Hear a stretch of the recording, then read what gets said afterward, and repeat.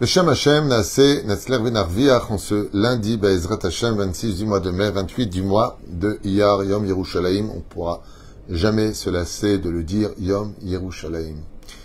Waouh, quel jour merveilleux. Ce shiur nous est offert aujourd'hui par Dévorah, Bat Nicole, Rachel. Drix, je ne sais pas comment le dire, D-R-I-K-E-S. Donc je ne sais pas si ça se prononce ou pas. En tout cas, c'est d'elle dont on parle. והקדוש ברוך הוא ימלא כל משאלות ליבה לעבודתו יתברך, et בעזרת Hashem, qu'Akadosh Baruch Hu donne de la réussite spirituelle et matérielle à... Voilà. Pour lui, c'est marqué ici à dire à voix basse, donc pour ce garçon, le Chavana Tova, ainsi que la Géoula, la venue du Melech HaMashiach Tzidkenu. On aurait une pensée pour tous nos otages, Kol Chayalen Votam Kol Tsarom Tsuka. Merci à tous ceux qui ont participé à libérer Jérusalem en 1967, cette fameuse guerre des 6 jours. 6 jours pour l'éternité, 6 jours pour une reconstruction, 6 jours où la capitale de tous les cœurs juifs brille au rythme de la alia de chacun de vous. Yeshua Venechamot le Kol Am Israël, et merci à Déborah, Bat Nicole Rachel, Drix, je sais pas comment le dire, peu importe. C'est pas le plus important, le nom de famille qui compte, c'est le nom usuel. Bezrat Hashem Yitbarach. Alors je vous propose un cours très spécial aujourd'hui. Un cours qu'on n'a pas l'habitude d'entendre sur les réseaux sociaux, qu'on n'a pas l'habitude de partager, sur la naissance de toutes sortes d'humains qui peuvent naître différents les uns des autres, où notre Torah traite de ces sujets-là. Il y a ce qu'on appelle les enfants qui sont nés, donc comme nous, on va dire ça, sans vexer personne, normaux. C'est-à-dire une tête, deux mains, deux pieds, un sexe masculin, féminin, Bézou, normal, qu'on connaît, universel, commun à chacun. Et il y a ceux qui vont naître Tumtum. Qu'est-ce que c'est Tumtum? Tumtum, ce sont des enfants, et ça existe, qui naissent avec une pellicule de peau sur le sexe. Ce qui fait qu'on ne sait pas pour l'instant s'ils sont masculins ou féminins. Seulement, bien sûr, il y a un trou qui permet d'évacuer les urines et ainsi de suite. Mais on ne sait pas encore. Et voilà qu'au fur et à mesure du temps, une brèche va se créer, laisser apparaître le sexe de l'enfant. C'est une sorte d'humain qui existe avec une espèce de doute sur l'identité. Quoique aujourd'hui, grâce au système moderne du sang, on peut savoir si c'est X ou Y, mais en tout cas, ça s'appelle Tumtum. La Gemara en parle. Il y a encore une autre sorte d'humains qui peuvent naître.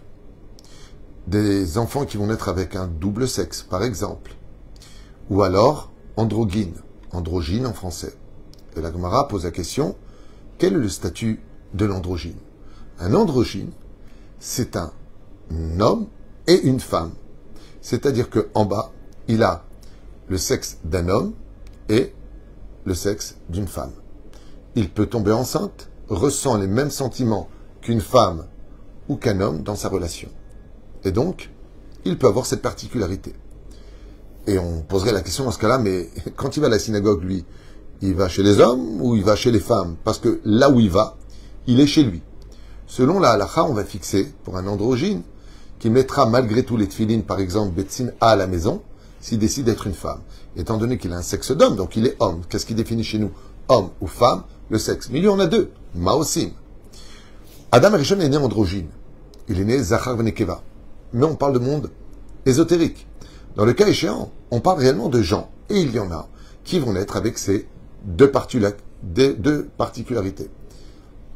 Bien sûr, on ne parle pas de l'interdit selon la Torah, d'un homme qui se transforme en femme, ou d'une femme qui se transforme en homme, selon la Torah, ce n'est pas un nouveau genre, c'est strictement interdit. Ce serait remettre en cause la raison pour laquelle je t'ai créé homme ou femme. Changer de sexe selon la Torah, sans vexer personne, je ne juge pas, je vous parle de ce qu'écrit les livres, bien avant votre naissance, il y a 3000 ans. En arrière, 3500 ans exactement, nos Chachamim nous expliquent que chacun est né avec une mission et que de dévier de sa mission, dévier d'identité, c'est perdre son identité, donc tu perds un peu ta mission. Après, chacun fera ce qu'il veut. Mais on parle selon la Torah que ça, c'est strictement assourd. À un tel point qu'un homme n'a pas le droit de mettre de vêtements de fille, une fille ne peut pas mettre des vêtements de garçon. Alpi Kabbalah, selon la Kabbale, il est même nuisible pour un garçon de avoir un nom de fille, car ça le rendrait féminin, et un garçon, une fille d'avoir un nom de garçon. Par exemple, plein d'exemples comme ça dans nos livres. Je rappelle que dans ce cours, je m'adresse à mes frères juifs et non pas aux non-juifs. Je m'adresse à celui qui veut écouter ce que dit la Torah et non pas ce qu'on pense nous personnellement. Ici, il n'y a pas d'opinion personnelle, il y a des enseignements fixés, référencés par nos Chachamim, d'où la Torah que je partage avec vous, tout comme quelqu'un qui va prendre des cours de loi civique ou autre. Voilà. Donc, il y a ce genre d'individu, et donc, la personne va être menée à prendre une décision. Tu prends le côté fille ou tu prends le côté garçon. Il n'aura pas besoin pour lui de se mutiler un des sexes pour ressembler ou pas à quoi que ce soit. Si Dieu l'a créé un tel, il restera un tel. Et il y a aussi une particularité, et on plonge dans la paracha de Bamidbar, le fameux désert, là où vivent les démons par excellence. C'est là-bas que la Torah nous a été donnée pour bien montrer que la Torah est plus forte que toutes les forces du mal. Et la Torah nous a été donnée dans le désert du Sinaï qui est empreinte de milliards de démons.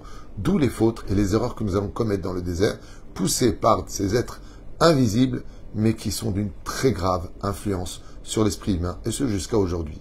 Comme le dit la Gemara, quand une personne faute, c'est parce qu'un esprit stupide a pénétré son esprit. Ou freine. Voici que dans la Torah, il est dit, à propos du dénombrement, donc quatrième livre du Deutéronome, de la Torah, le livre de Bamidbar. Et donc on appelle ça en français le livre des nombres. Voici que tu compteras les enfants d'Israël. Et vous savez que dans le judaïsme, nous n'avons pas le droit de compter 1, 2, 3, 4, 7, c'est interdit. Ça met de l'Aïnara.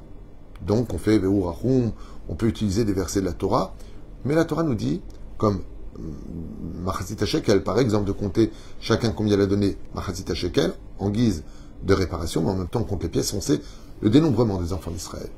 Mais la Torah nous donne un truc très bizarre, elle dit, tu vas compter les crânes. Les crânes, tête et crânes. Bizarre. Les Gulgelotam. Donc il est marqué le dénombrement des enfants d'Israël selon leur crâne.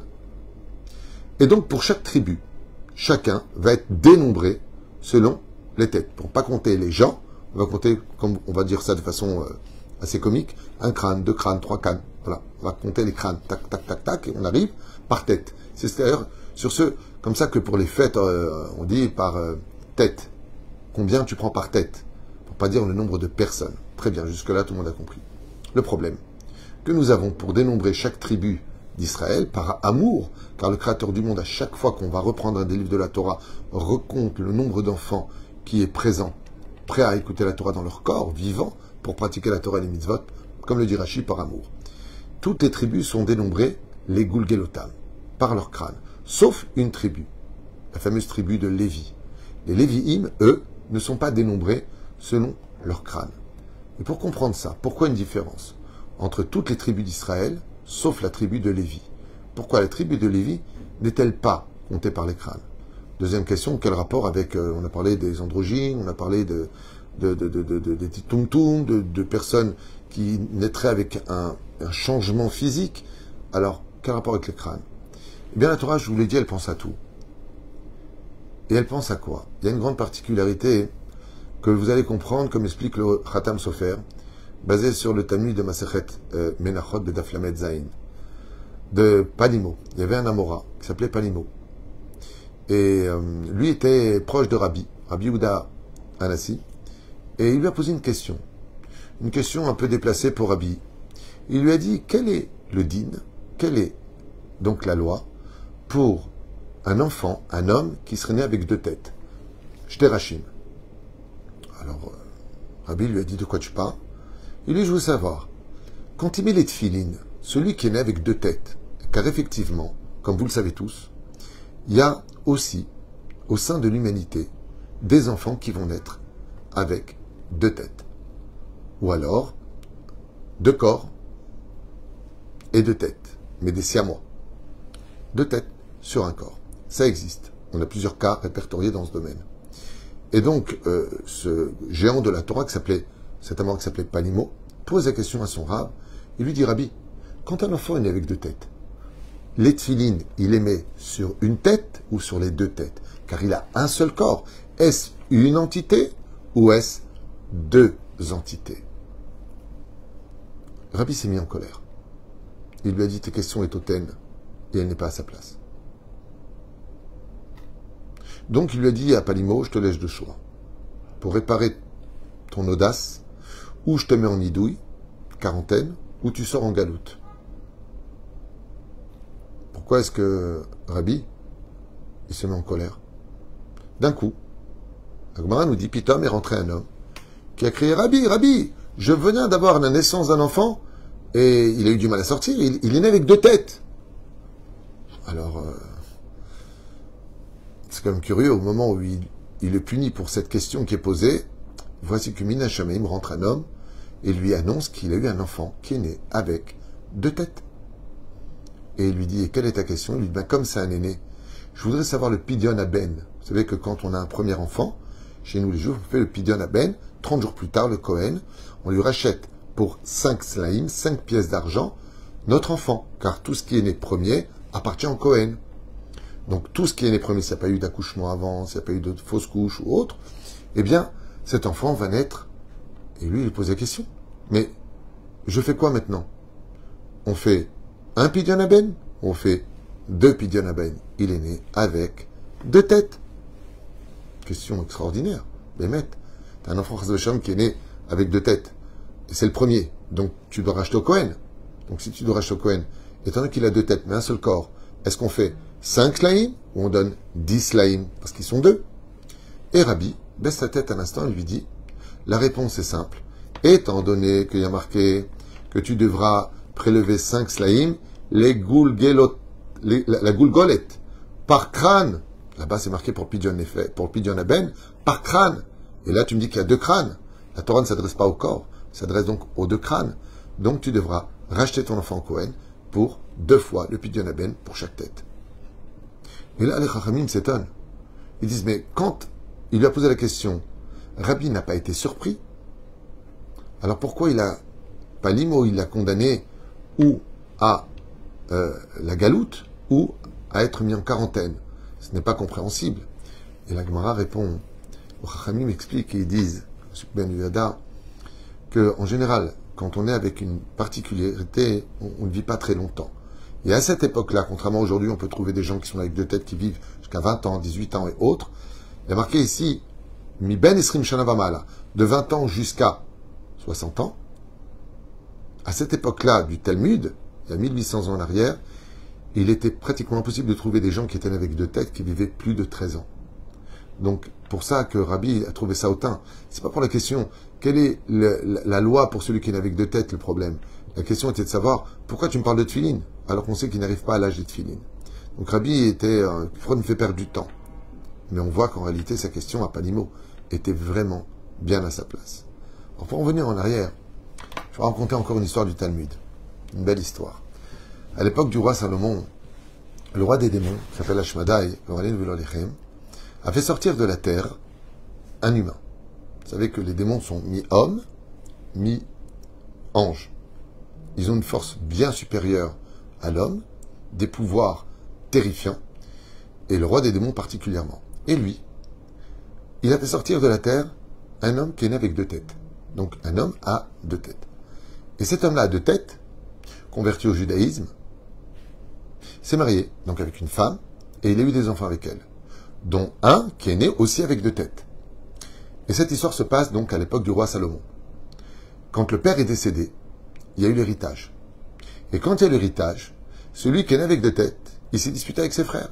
Il leur dit, hey, moi, j'ai le droit à 2 parts, j'ai 2 têtes. J'ai 2 têtes. Donc comme je suis né avec 2 têtes, de façon de penser différente, de façon de m'identifier, j'ai 2 noms, je veux une double part. Les frères se sont opposés, ils sont partis voir les juges, et les juges n'ont pas pu trancher. Mais grâce à Dieu, à cette époque, vivait le roi Salomon, le plus sage de tous les hommes. Et ils se sont présentés devant lui pour le jugement. Est-ce que cet homme qui a 2 têtes a le droit à un héritage ou pas? C'était la question qui a été posée donc au roi Salomon dans le Talmud. Et le roi Salomon a dit, c'est très simple. Mettez un drap sur la tête d'un des 2. Donc ils ont couvert comme une cagoule pour voir. Et de l'autre côté, qu'est-ce que fait le roi Salomon? Il se lève, il prend de l'eau chaude et il la renverse sur l'autre tête. De l'eau plus que chaude. Et les 2 têtes se sont mis à hurler. À ce moment-là, le roi Salomon a dit, vous êtes peut-être 2 têtes, mais en réalité, ce que ressent l'un, ressent l'autre. Ainsi donc, vous ne faites qu'une entité. Donc, pour vous, a dit le roi Salomon, un seul héritage, même si vous avez 2 têtes. C'est fou combien la Torah pense à tous les cas toutes les situations qui puissent arriver. Mais la question que nous avions, nous, à la base, c'est pourquoi les Lévi'im, dans cette paracha de la semaine de Bamidbar, ils ne sont pas dénombrés selon les crânes. Il y a deux réponses à donner merveilleuses pour cela. La première réponse de nos Chachamim nous dit que les Lévi'im étaient répertoriés pour la Avodat Hashem depuis le premier mois, en tant qu'identité. Ce qui fait que, étant donné que les Lévi'im étaient tout de suite identifiés en tant que Lévi'im au service divin, d'abord il était pratiquement impossible de trouver un enfant chez les Lévi'im qui était né avec 2 têtes, on n'en a jamais répertorié en tout cas, mais dans le deuxième cas de figure, c'est par corps qu'ils étaient répertoriés, et non pas par tête. Donc étant donné que chez eux, ce cas-là était répertorié par corps et non pas par tête, il n'y avait pas besoin de les compter selon le crâne. Deuxième explication, et celle-là par contre, elle est très belle. C'est que vous savez que d'être juif, comme je l'ai souvent expliqué dans des shiurim et partagé avec vous, d'être juif ne signifie pas d'appartenir à un seul courant, à une seule façon d'exister. Il y a 12 tribus, 12 ministres de tribus, 12 drapeaux différents pour chaque tribu. Ce qui veut dire que chez nous, les juifs, il y a 12 façons d'être juif. Il y a le juif orthodoxe, le chassid, qui passe rouga, un peu plus religieux, un peu moins religieux, un peu plus grand, un peu plus petit, certaines cultures différentes les uns des autres. Être juif, ce n'est pas un seul courant. Et ainsi donc, chaque tribu avait un rôle à jouer. Ceux qui étaient de la tribu d'Yehuda étaient enseignants en Torah, mais représentaient la royauté. Ceux qui étaient de la tribu de Issachar étudiaient la Torah. De Zevouloun travaillaient au-delà des océans et soutenaient la Torah. Asher étaient des gardiens de l'huile d'olive, mais de grands conquérants. Dan étaient les juges. Chaque tribu avait son rôle. Naphtali, celui qui s'occupait des courriers. Chaque tribu avait son rôle. Mais la tribu des Lévi'im, très particulière. C'est eux qui étaient responsables de la ville des refuges, et leur rôle était d'étudier et de jouer uniquement en l'honneur de Dieu. C'est-à-dire que les Lévi'im avaient pour rôle d'être les étudiants, ce qu'on appelle aujourd'hui les Avrechim. Ils étudiaient la Torah exactement comme Issachar. La seule différence, c'est qu'Isra, lui, étudiait partout où il voulait. Par contre, les Lévi'im étaient dans les villes de refuge. Ce qui fait que eux, quand on a 2 têtes, c'est qu'automatiquement on a 2 façons de penser.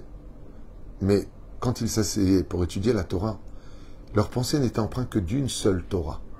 Ce qui fait que quand ils étudiaient la Torah, c'est pas un qui pensait aux réseaux sociaux, lui qui pensait à la Torah, une tête qui pensait à la boîte de nuit, l'autre qui voulait aller étudier la Torah. Étant donné qu'il n'y avait qu'un seul corps qui venait étudier la Torah, leur esprit était rempli que de Torah, et la Torah est une. Ainsi donc, pourquoi est-ce qu'on ne compte pas les Lévi'im avec les Gulgelotam, dans le cas où il y en aurait qui seraient nés avec 2 têtes?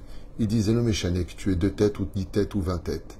Ce qui compte, c'est pas le nombre de têtes que tu as, mais ce que tu as dans la tête. Et étant donné que les Lévi'im n'avaient que de la Torah dans la tête, ils n'avaient pas besoin de citer leur crâne, à savoir, dans le cas où il y aurait un Lévi qui serait né avec 2 têtes. Eh bien, on doit compter 1 ou 2 personnes. Réponse, si on a 10 personnes différentes, chacun la tête sur les épaules, et que tout le monde pense pareil, ça s'appelle un vote, c'est-à-dire un corps, une tête, pour pouvoir évoluer dans la vie. C'est pour cela qu'on a le droit, Ezrat Hashem, nous en tant que personnages, d'être en conflit les uns avec les autres. Mais si le conflit, les Shem Shamaim, c'est de trouver une solution pour arriver tous à un très bel accord ensemble, celui d'être d'accord, d'être différents les uns des autres, mais en fin de compte, de ne créer qu'un seul peuple, le peuple d'Israël, sur la seule terre qui nous appartient, la terre d'Israël, et pour capitale, Yerushalayim. Kol Tuv et Leitraot.